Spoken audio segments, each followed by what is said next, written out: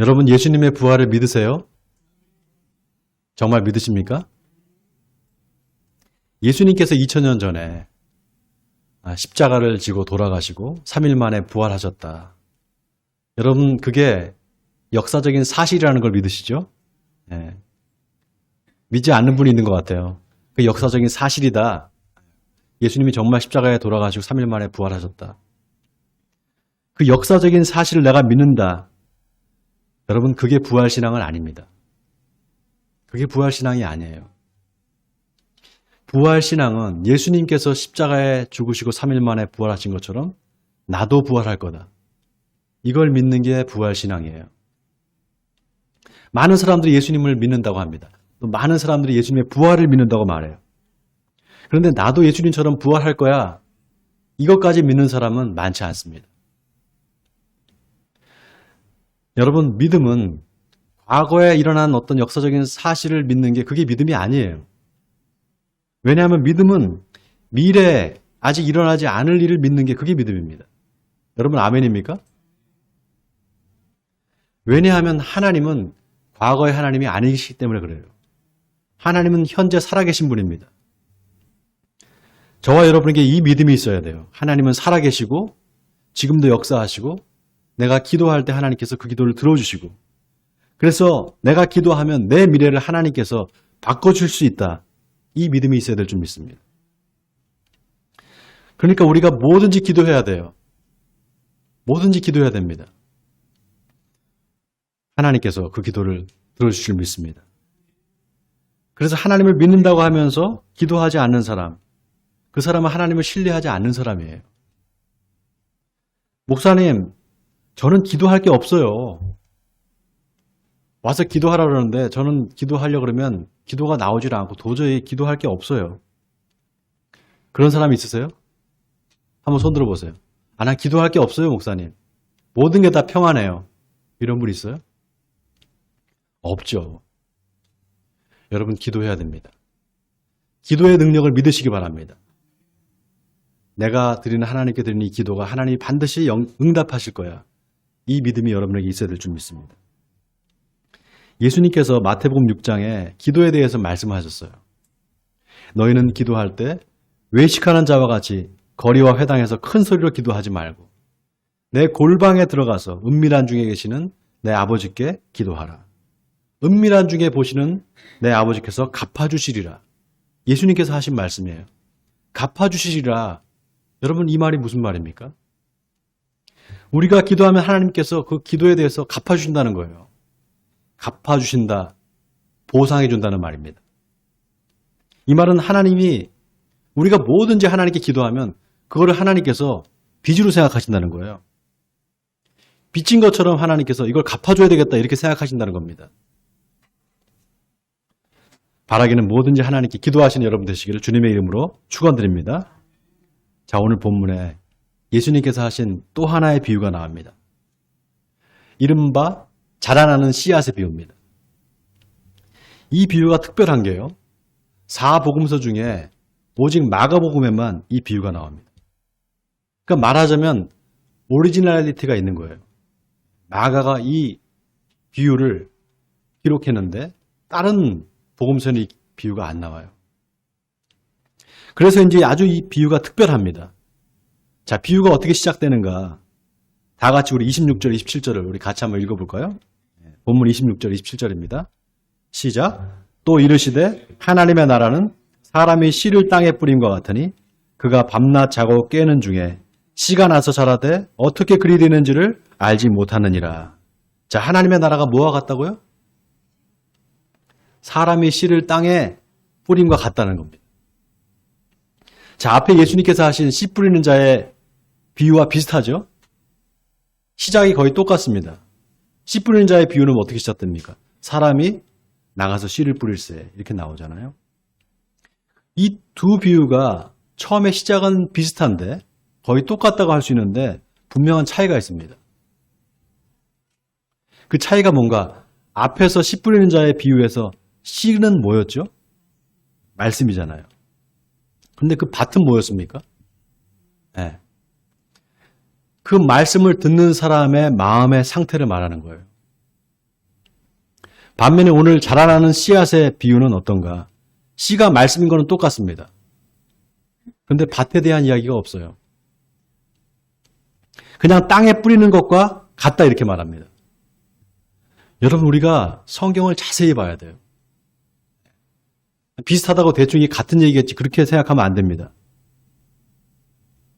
예수님께서 하신 말씀은 여러분 진리입니다. 진리라는 사실을 믿으세요.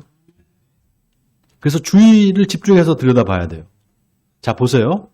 예수님이 하나님의 나라는 사람이 씨를 땅에 뿌림과 같으니 그랬습니다. 자 씨를 땅에 뿌리는 행위에 초점이 맞춰져 있어요. 결과는 일단 뒤로 제껴놓고 일단 뿌리는 행위가 강조되고 있습니다.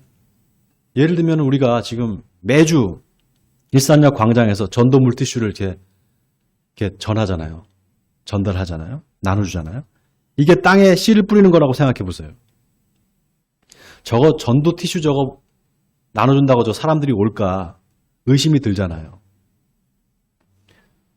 그거를 받고 오고 안 오고는 중요한 게 아니에요, 여러분.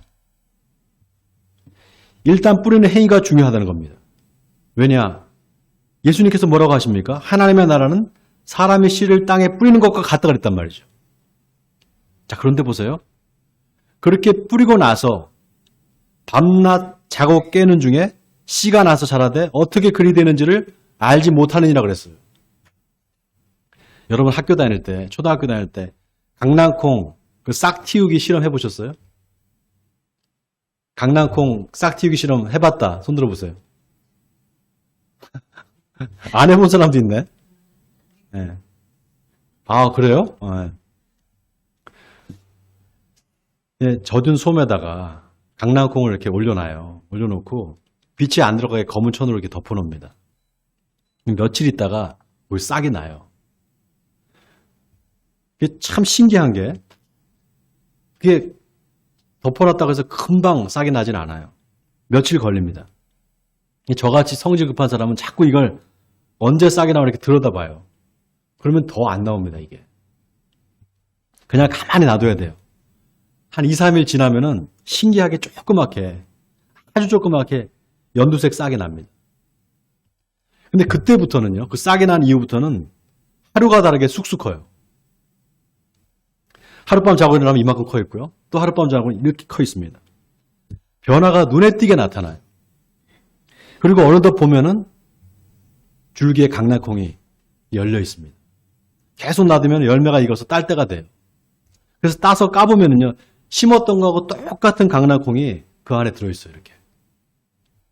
콩알 하나를 심었는데, 정말 30배, 60배, 100배로 똑같은 강낭콩이 생긴단 말이죠. 정말 어떻게 이렇게 되지? 신기할 따름입니다. 그러니까 그것처럼 밤낮 자고 깨고 하는 중에 씨가 나서 자라되 어떻게 그리 되는지를 알지 못한다는 거예요. 자, 누가 알지 못한다는 말입니까? 씨를 뿌린 사람이 알지 못한다는 거예요. 자, 오늘 비유의 특별함이 바로 여기 있어요. 씨를 뿌리는 사람조차 그 씨가 어떻게 자라는지를 모른다. 바로 그게 하나님의 나라라는 겁니다. 자, 이걸 뭐라고 하느냐? 신비라고 해요, 신비. 여러분, 신비, 어려운 말이 아니에요. 신의 비밀을 신비라고 그래요. 하나님만이 아시는 비밀이다, 이 말입니다. 여러분, 과학이 아무리 발달을 해도요, 이렇게 생명이 어떻게 탄생하고 자라고 열매 맺는지, 이걸 못 밝혀냅니다. 이걸 밝혀낼 수가 없어요. 한 가지 예를 들어볼까요? 지난 3년간 코로나로 얼마나 많은 사람들이 죽었습니까? 전 세계적으로 수백만 명이 죽었어요. 그런데 그 바이러스, 그 코로나 바이러스 하나를 어떻게 못해요? 여러분, 세균과 바이러스의 차이가 있습니다. 제 딸이 그걸 알려줬는데, 저는 몰랐는데 알려줬어요. 세균과 바이러스의 차이가 있는데, 세균은 혼자 대사활동을 한대요. 혼자 대사활동을 하는데 바이러스는 혼자 대사활동이 안 된대요. 그러니까 이 혼자 대사활동을 안 하니까 못하니까 그럼 이게 살아있는 거냐? 여러분 어떻게 생각하세요? 살아있는 게 아니잖아요. 근데 그 바이러스가 숙주를 만나서 거기에 뭔가 자기 대사 활동을 할 수 있도록 시스템을 만들면 이제 살게 된다는 거예요. 그러니까 이걸 살았느냐 죽었느냐 판단할 수가 없는 거예요. 옛날에 나온 뉴스인데 2007년에 나온 뉴스인데 제가 본 뉴스가 있는데 저 경남 창녕에 우포늪이라는 늪이 있다는 거예요. 그 우포늪 바닥에서 1100년 된 창포씨를 발견했답니다. 1100년 된 창포씨를. 그걸 가져다가 연구소에서 발화를 시켰다는 거예요. 그랬더니 그 발화가 돼서 나중에 얘가 창포 꽃을 피우고 열매까지 맺었다는 겁니다. 여러분, 그 1100년 된 창포씨가 살아있는 걸까요? 죽어있는 걸까요? 예? 살아있는 거예요. 여러분, 강낭콩 손으로 한번 만져보세요. 강낭콩 한번 손으로 만져보세요. 어때요? 딱딱하잖아요. 바짝 말라있어요. 그게 살아있는 겁니까? 죽은 겁니까? 우리 눈에 죽은 것처럼 보이지만 살아있어요. 여러분, 생명이라는 게 그런 겁니다. 오늘 본문에 자라나는 씨앗의 비유가 그 생명에 대한 이야기예요. 자, 앞에 씨 뿌리는 자의 비유에서는 씨가 말씀이었어요. 그러니까 씨 뿌리는 자가 씨를 뿌린다는 건 말씀을 뿌리는 겁니다. 그렇죠? 근데 말씀이 열매를 맺으려면 땅이 좋아야 돼요. 그렇잖아요. 길가, 돌밭, 가시떨기 다 안 돼요. 다 열매 맺지 못합니다. 오직 좋은 땅에 떨어져야만 열매를 맺을 수가 있어요. 그런데 오늘 본문에 나오는 씨앗의 비유는 땅과는 아무 상관이 없습니다. 자, 28절에 뭐라고 말합니까? 땅이 스스로 열매를 맺되 처음에는 싹이요, 다음에는 이삭이요, 그 다음에는 이삭의 충실한 곡식이라 그랬습니다. 자, 여기 땅이 스스로 열매를 맺는다. 여기 밑줄 치세요. 땅이 스스로 열매를 맺는다.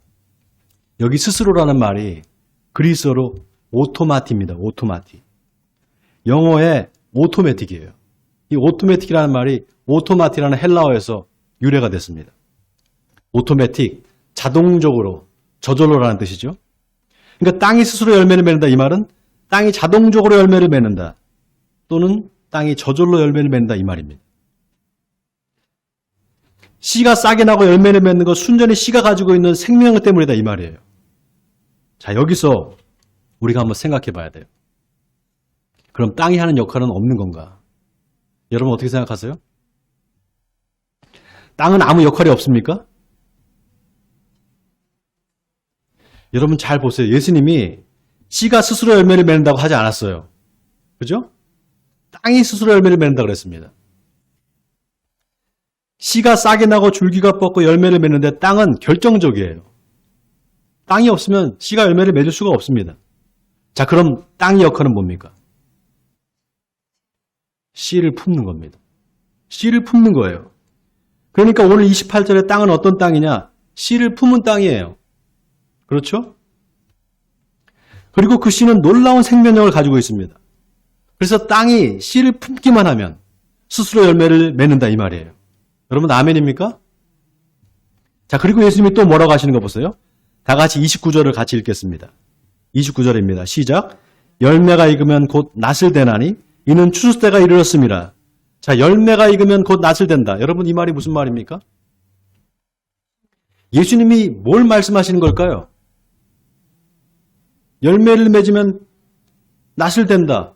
너무나 당연한 얘기 같잖아요. 예수님께서 뭘 말씀하시는 걸까요? 알아맞히시는 분 제가 커피 쏘겠습니다. 알아맞히시는 분. 낫을 되나니 이는 추수 때가 이르렀습니다. 바로 심판을 말하는 겁니다. 심판을 말하는 거예요. 추수 때가 되면 추수꾼이 먼저 가라지를 단으로 묶어서 불에 태웁니다. 그리고 알곡은 걷어서 창고에 넣어요. 여러분 재밌는 게 뭔지 아세요? 신천지 사람들 있잖아요. 신천지 교인들이 이걸 거꾸로 말해요. 거꾸로 말합니다. 먼저 알곡을 거두고 가라지를 놔둔다고 그렇게 말해요. 여러분 신천지 사람들 자기들이 추수꾼이라고 말합니다. 추수꾼이 자기들이 추수꾼이니까 교회를 다니면서 알곡을 거둔다는 거예요, 먼저. 그럼 남는 게 뭐겠어요? 가라지잖아요. 그러니까 기성교회에 남아있는 사람들은 다 가라지다. 그렇게 생각을 해요. 그렇게 말합니다. 근데 여러분 성경을 잘 보세요. 마태복음 13장에 알곡과 가라지의 비유가 나오거든요. 거기 보면 주인이 종들한테 뭐라고 말하는가 하면 가만히 두라. 가라지를 뽑다가 곡식까지 뽑을까 염려하노라. 둘 다 추수 때까지 함께 자라게 두라. 추수 때에 내가 추수꾼들에게 말하기를 가라지는 먼저 거두어 불사르게 단으로 묶고 곡식은 내 곡간에 넣으리라 하리라. 먼저 가라지를 거둔다는 거예요. 알곡이 아니라. 그러니까 신천지가 데리고 간 사람들이 뭐라는 거예요? 가라지라는 거예요. 여러분 성경을 자세히 봐야 돼요. 예수님이 뭐라고 했습니까? 너희가 무엇을 듣는가? 스스로 삼가라 그랬어요. 또 어떻게 들을까? 삼가라 그랬습니다. 여러분 오늘 예수님의 이 비유가 아주 단순해 보이지만 깊은 영적인 비밀이 숨겨져 있습니다. 이 짧은 비유 속에 하나님의 나라의 시작과 끝이 다 들어있어요. 하나님의 나라가. 사람이 씨를 땅에 뿌리는 것 같다.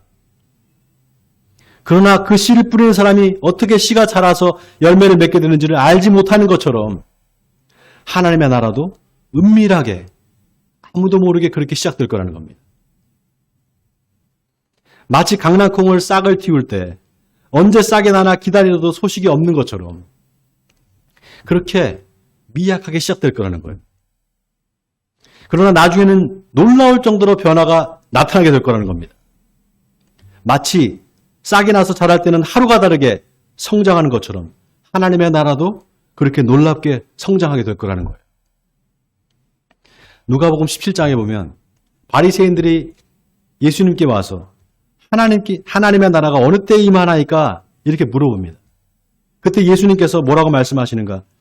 하나님의 나라는 볼 수 있게 임하는 것이 아니요 또 여기 있다 저기 있다고도 못하리니 하나님의 나라는 너희 안에 있느니라 그랬습니다. 너희 안에 있다. 여러분 이 말이 무슨 말입니까? 오늘 본문에 나오는 자라는 씨앗의 비유처럼 우리 마음 안에 하나님의 나라가 마치 씨와 같이 뿌려졌다는 거예요.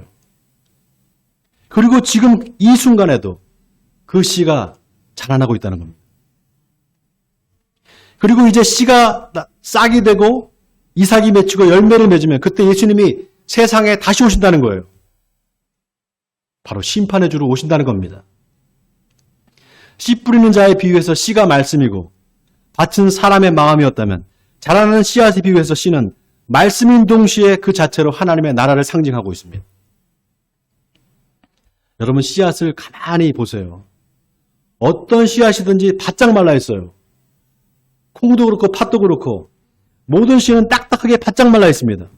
근데 이게 죽어 있는 건가? 아닙니다. 땅에 뿌리고 물을 주면 그 딱딱한 껍질을 깨고 연두색 싹이 나와요. 정말 기가 막힙니다. 와 하고 감탄사가 나올 정도예요. 바로 생명입니다. 마치 하나님의 나라가 그와 같다라는 거예요.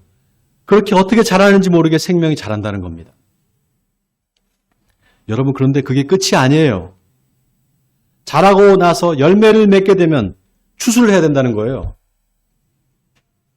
추수는 심판을 말하는 겁니다. 추수가 시작되면 먼저 추수꾼들이 가라지를 단으로 묶어서 불에 던질 준비를 합니다.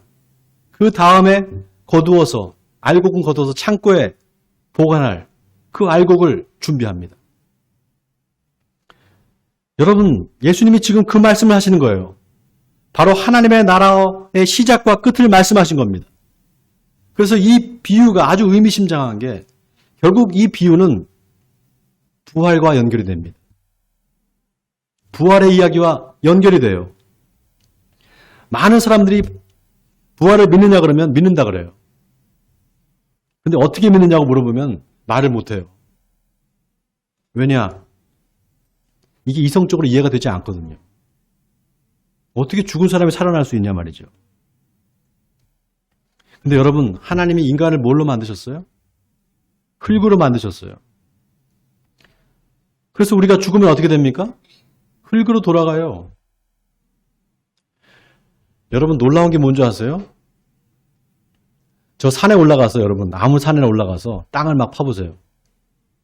흙을 막 파보세요. 그럼 뭐가 나옵니까? 벌레가 나와요. 사람이 죽잖아요. 그럼 어떤 외부에서 뭐 파리가 와서 이렇게 뭘 알을 쓰는 것도 아닌데 사람이 죽으면 그 안에서 벌레가 나옵니다. 벌레가 막 나와요. 이게 뭘 말하는 건가? 흙으로 만들었다는 거예요.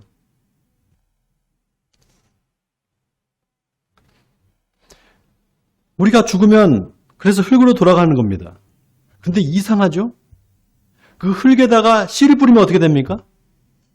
싹이 나고 줄기가 나고 열매를 맺어요. 그게 저절로 됩니다. 고린도전서 15장 35절에 사도 바울이 부활에 대해서 이야기를 하면서 뭐라고 하는가? 누가 묻기를 죽은 자들이 어떻게 다시 살아나며 어떠한 몸으로 오느냐 하리니 어리석은 자여 네가 뿌리는 씨가 죽지 않으면 살아나지 못하겠고 또 네가 뿌리는 것은 장래의 형체를 뿌리는 것이 아니요 다만 밀이나 다른 것의 알갱이 뿐이로되 하나님이 그 뜻대로 그에게 형체를 주시되 각 종자에게 그 형체를 주시느니라 그랬습니다. 그러면서 죽은 자의 부활도 그와 같으니 썩을 것으로 심고 썩지 아니할 것으로 다시 살아나며 욕된 것으로 심고 영광스러운 것으로 다시 살아나며 약한 것으로 심고 강한 것으로 다시 살아나며 육의 몸으로 심고 신령한 몸으로 다시 살아나니 육의 몸이 있은즉 또 영의 몸도 있느니라 이렇게 말했습니다. 여러분 제가 설교 처음 시작할 때 부활을 믿느냐고 물어봤잖아요. 여러분 진짜 부활을 믿으세요? 진짜 믿으십니까? 여러분의 육체가 다시 새로운 몸을 입게 될 걸 믿으세요? 믿지 않을 이유가 없어요, 여러분. 믿지 않을 이유가 있습니까? 바로 오늘 예수님이 하신 이 자라나는 씨앗의 비유가 너무나 명확하게 부활을 이야기해 주고 있잖아요. 고린도전서 15장 50절에서 사도 바울은 보라 내가 너희에게 비밀을 말하노니 우리가 다 잠잘 것이 아니요 마지막 나팔의 순식간에 호련히 다 변화되리니 나팔 소리가 나며 죽은 자들이 썩지 아니할 것으로 다시 살아나고 우리도 변화되리라. 사랑하는 성도 여러분, 땅이 씨를 품기만 하면 저절로 열매를 맺습니다. 왜냐? 씨에 생명이 있기 때문입니다. 이는 마치 땅의 씨를 품고 있기만 하면 저절로 열매를 맺는 것과 같습니다. 그 씨는 바로 예수 그리스도입니다. 그리고 그 씨를 품은 땅은 바로 우리들입니다. 그러니 예수님의 말씀처럼 하나님의 나라는 여기 있다 저기 있다 할 것이 아니라 바로 우리 마음 안에 있는 것입니다. 바라기는 그 하나님의 나라가 저와 여러분 안에서 자라기를 바랍니다. 쑥쑥 자라서 열매 맺기를 바랍니다. 그래서 예수님이 십자가에 돌아가시고 3일 만에 부활하심으로 부활의 첫 열매가 되신 것처럼 우리도 주님처럼 부활해서 영원한 하나님의 나라에서 주님과 함께 영생 복락을 누리시는 저와 여러분이 되시기를 주님의 이름으로 간절히 축원드립니다.